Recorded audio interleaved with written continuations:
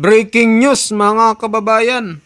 Naku po, masamang balita ito. Grabe naman mga kababayan, no, yung pangyayaring ito. Si Gutesa daw ay kakasuhan. At ang gagawing state witness ay si Martin Romualdez. Nako, mga kababayan. Manggagalaiti na naman itong mga Marines sa galit, sigurado. 'Di ba? May mga vlog tayo na yung mga Marines galit na galit dahil itong si Gutesa nga daw ay mabuting tao, mabait. Pero ganito ang ginawa nila. May isa pang Marines na nagsalita na naghahanap talaga kayo ng gulo sa Pilipinas.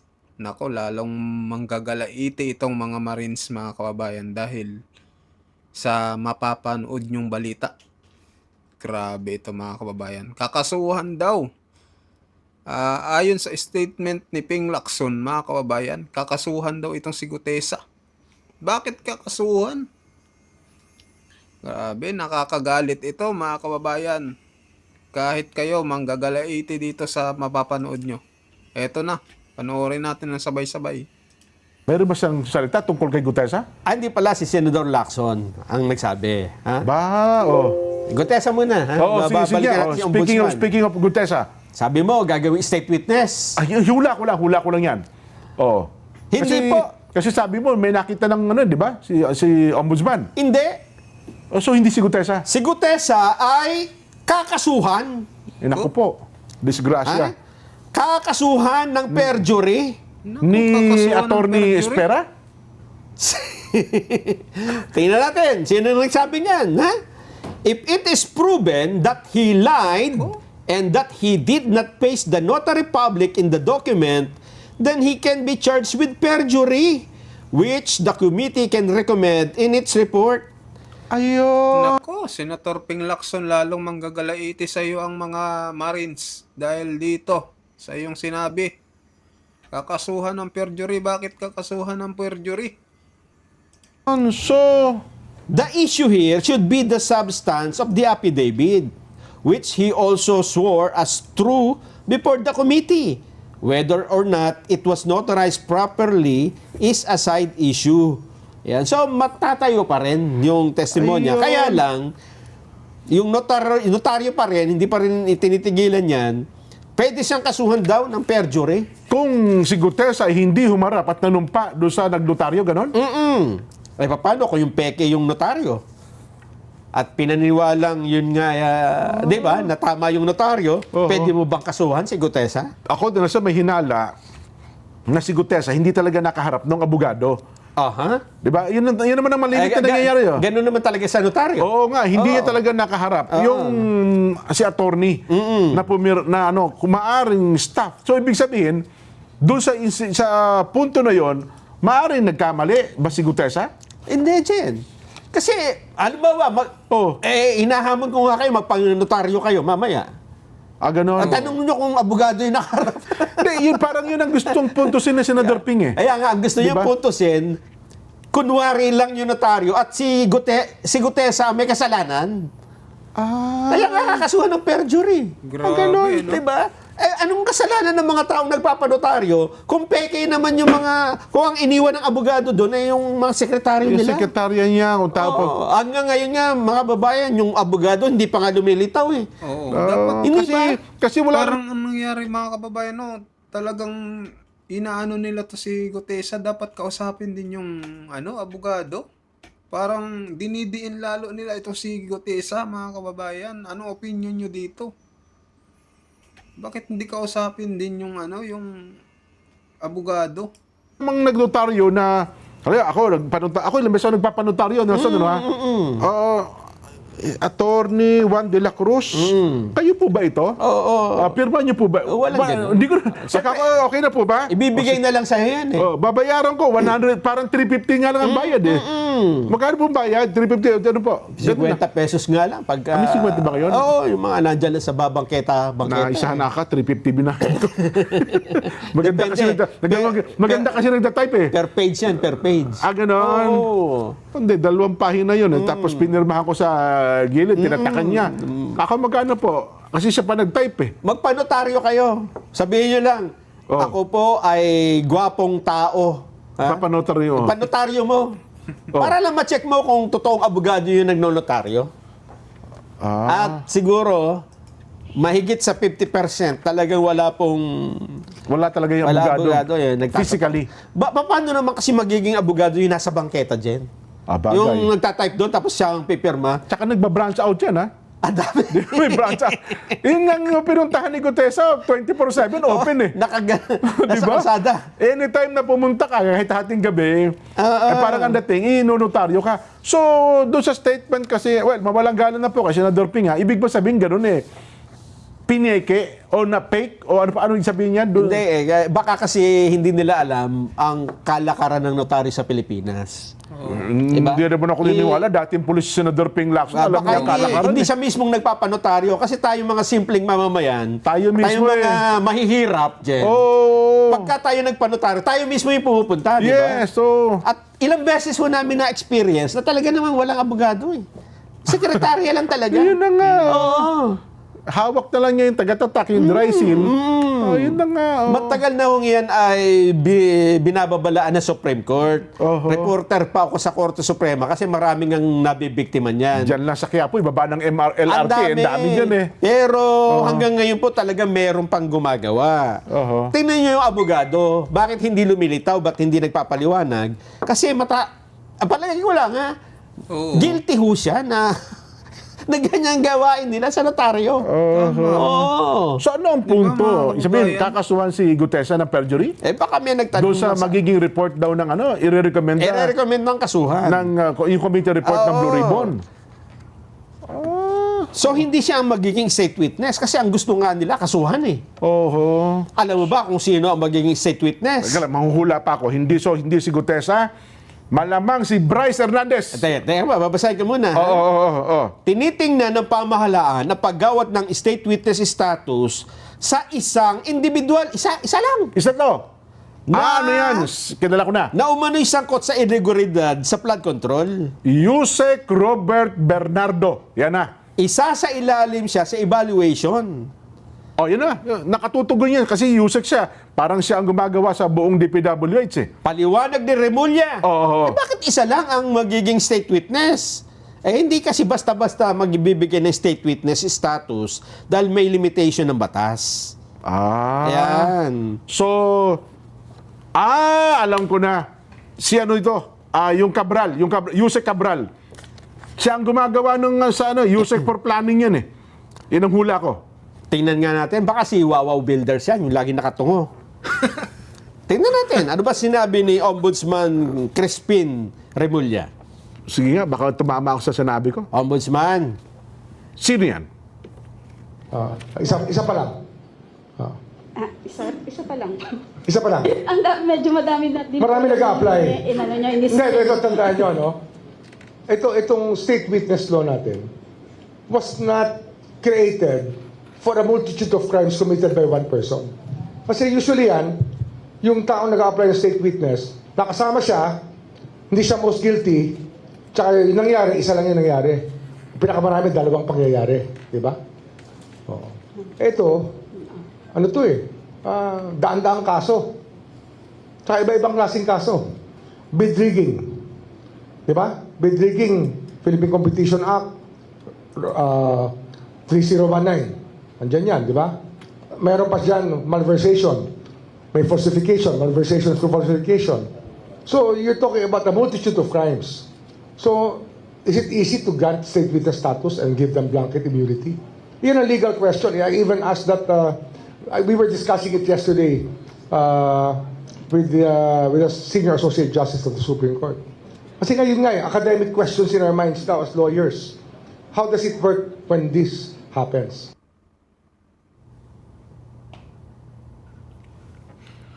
So, suspense pa? Wala pa sila sinabing pangalan? Walang pinapalangalan. Isa pa lang. Wala pa. Oho. Ang tanong, sino yan? So, hindi isa sa mag-asawang Diskaya, Curly or Sara? Ewan ko, baka hindi nga rin yan. Ha? Ganon? Oo. Nako. Pero may nagtanong yan sa Malacanang, Jen. Aba, Tinanong po si Yusek Claire Castro, same issue.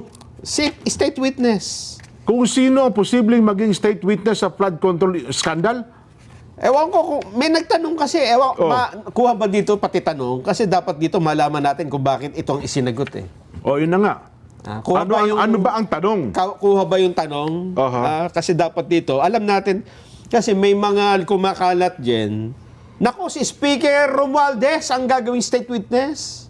Nako. Sa weekend ko pa ito nakikita eh. Linggo, Lunes. Teka lang, ginugulat mo ba ako? Hindi. Ginugulat kita. Delay yata. Nakakagulat talaga yan. Dati advance eh. Sabi ni Karen eh, loko ka. Bakit delay? Nagulat nga ako. Ako nga na hindi kasi binabrowse ko yung Pero ako sa kung social isipin media. nung mabuti, pwede naman ha? Pwede ha? Kasi doon sa bumubuo doon sa pwedeng siya ang nakakaalam ng ay sige, baka mayroon namang sagot si Chris.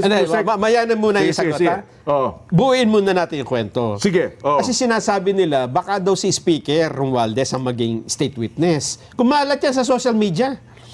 Tapos sinabi ni Ombudsman, may isa. So nabubuo talaga yung isip, isa lang. Tapos, si dating Speaker Romualdez, pumunta na sa ICI dyan. At nagsabi tama, ng... kanina. Oo. nagsabi ng, kumbaga sa resource person, sa isang salita din, tumestigo na dyan. Yes. Oho. Pero doon daw, ikinuwento lang niya kung paano nabubuo yung budget. O, di pwede nga. Wala siyang binanggit na sino mang tao o pangalan. Ay, pakinggan nga natin, ano ba sinabi niya? Sige nga po. Yung munang, dalawa kasi yung sinabi niya rito eh. ha? Oo. Ano ba ito? Yung bago pumasok? Bago ata, kadarating lang ata niya itong video Unahin nito. natin yung bago pumasok, tapos paglabas. Sige, Yan ang sige. problema kasi pag hindi natin napapanood, hindi natin alam kung anong nangyari sa loob, di ba? Yun na nga. So, tingnan natin. pagpasok at saka paglabas na yung makuha natin. Yes. Pagpasok niya, may binanggit ba siya? Sige, pakinggan natin. Yung pagpasok, yung pumapasok siyang ganon. Information. I will be here to. I'm very glad that I was invited. The witnesses that were presented are discredited already for having presented falsified documents in the form of the testimony, and their testimonies have already been denied by the subordination operator. He's not part of my security. Thank you very much. Speaker, good morning. Good morning, Speaker. Magandang umaga.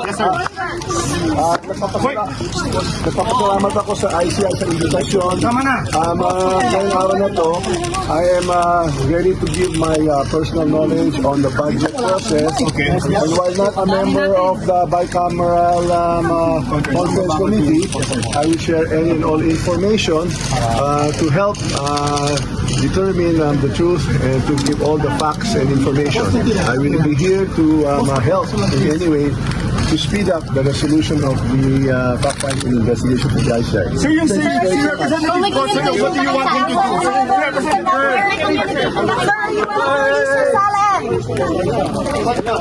Sir, will you release your salad? Ayun. Parang sarap mag-cover talaga. Minsan nangyayari talaga yun, no? Yung papasok, Oo. kanina nauna yung palabas.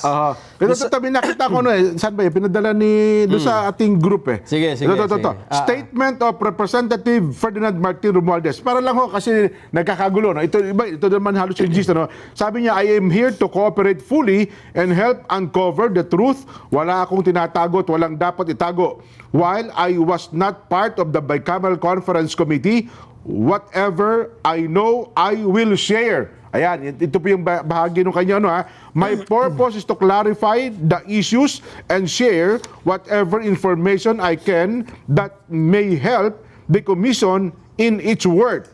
I have always believed in transparency and accountability, and that's why I am here today, to do my part in ensuring that the truth comes out. I am willing to do anything that will help speed up the investigation because, like every Filipino, I want the truth to be established without delay. At the end of the day, it is evidence, not political noise or unfounded accusations that will reveal what really happened. My presence here reflects my commitment to state the truth and not allow politics to prevail. Well, yan halos ang naging bahagi ng kanyang pahayag, Son. Kung bakit siya humarap. At paglabas naman niya, ano naman ang naging statement? Yung naunang pinlay kayo na direct, para marinig natin. Pagkatapos, yung huling bahagi. Pag-usap pa po kayo.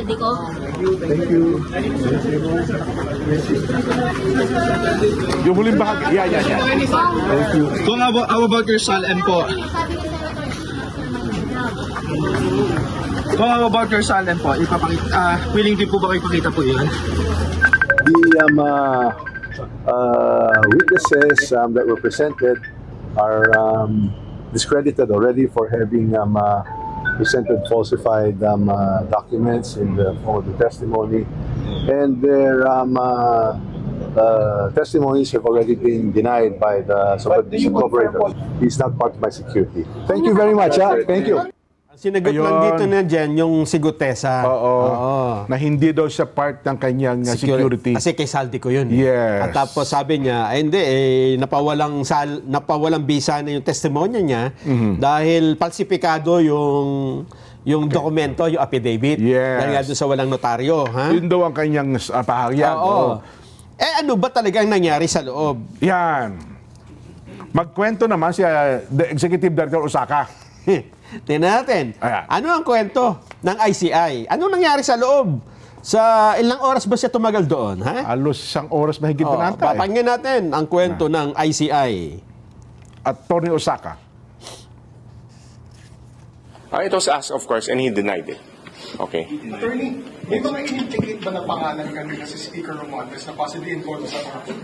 Wala siyang in-implicate na possible, ang sinabi niya lang kung sino yung mga tao na involved doon sa budget process. So yun yung mga imbitahin ngayon ng commission. I cannot divulge the names first, no? But we will inform you once we have invited them. Ganun lang? Ano nangyari? Oo. Ibig sabihin, sinabi sino bang gumagawa ng budget? Kasi ang gumagawa lang niya ng budget, well, ang nakakabulo niyan, yung APRO. Finance ng Senado at APRO ng Kamara. Ikaw ba, Jen? Oo. Kung ikaw ang investigador, kailangan mo ba bang ipatawag yung speaker para malaman mo kung sino gumawa ng budget? Kasi, O makikita mo sa record yan? Ay, oo naman. Sa papel? Ayun naman talaga ang... Yun lang ba yung nakuha nyo doon? Oo. Di ba? Yun lang ba yung napiga nyo kay speaker kung sino gumawa ng budget? Parang kulang. Ako malamang meron na siyang mga gusto may sinabi pero ayaw na raw i-divulge ni Attorney Osaka eh. Kaya nga yun ang problema. Oho. Itinatago nyo kasi sa publiko. Ayun. Pera ng taong bayan ang pinag-uusapan. Yung pinagnakawan, may karapatang malaman kung ano nang tinatakbo ng investigasyon, kung anong mga itinatanong ninyo. Hindi ba? Yung transparency. Transparency, yan ang Yes. problema. Diyan tayo magkakaproblema. Oho. Hanggang yan po ay hindi nyo inililitaw. Tapos ngayon, ang dami mong sinagot mo, ilang tanong lang. Di ba? Oho. Ano ba ibig sabihin yan? Wala ho talagang... Ay kayo, mga babayan na nanonood, nakikinig. So kung napanood natin yon at naka-live, Oo, makita natin. malalaman natin kung anong tanong, anong sagot. Oo. Ayun. So ayun mga kababayan, anong masasabi nyo dito sa sa nangyayari ngayon sa investigasyon ng ICI tsaka dito rin kay ex-Marine Gutesa na kakasuhan ng perjury. Grabe mga kababayan, no? Parang naging one-sided na lang talaga. Hindi man lang pinatawag yung attorney na nagnotaryo mga kababayan, 'di ba? Talagang manggagaliiti. Lalo na yung mga sa side ng mga Marines, mga kababayan. So ano masabi nyo dito? Mag-comment po kayo, mag-like at mag-share. At sa mga bagong pasok pa, subscribe na rin po mga kababayan. Maraming salamat po.